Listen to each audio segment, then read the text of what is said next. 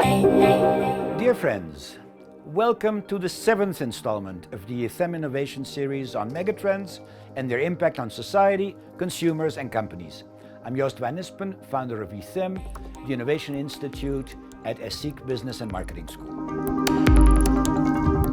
In this segment, we're going to visit our 5th megatrend.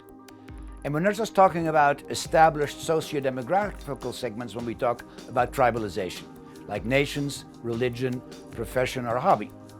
We're talking about something that we could almost call, in the same way that we saw everything as a service and everything as a digital service, we could call it XASI, everything as shared identity. Because tribalization fundamentally, in an increasingly fragmented world, gives an answer to people's universal need to differentiate themselves on one hand and at the same time to sense a feeling of belonging.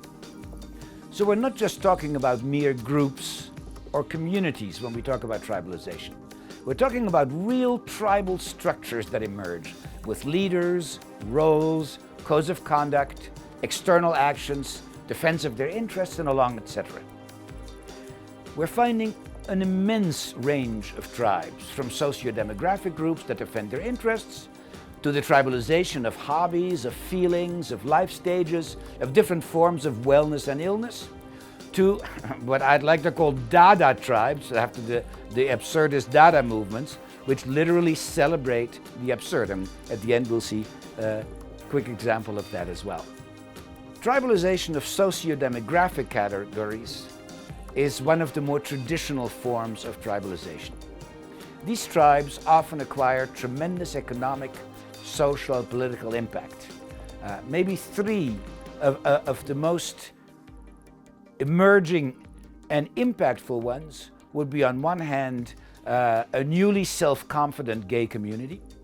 Secondly, the new seniors. And thirdly, a whole new generation of professional women. And finally, we shouldn't forget singles. Singles, a group of very, very special interest that the economy hardly paid any attention to until recently. Singles are experiencing change on every level.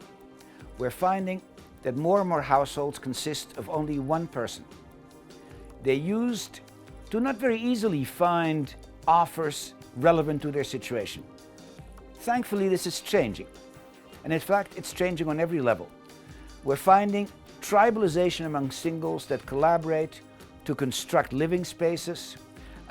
We find companies responding with highly specialized leisure and vacation offerings for singles, from cruises to restaurants. We're finding cookbooks with recipes for singles and supermarkets reducing their sizes to cater to the single market.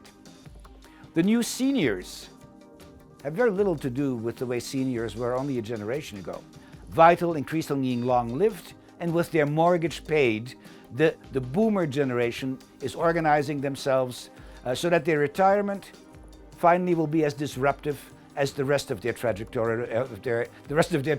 through life has been. Self-confident out gays, more and more nowadays living as couples, in many countries married couples, so far more rarely with children, but that may be changing.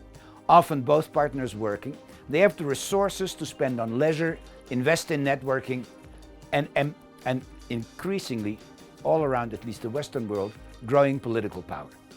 And finally, we have professional women, determined in their path to break through glass ceilings. They organize with often spectacular results. Their apps, for example, Girls in Tech, which is an enormous worldwide tribe based on the shared app that encourages female tech entrepreneurship.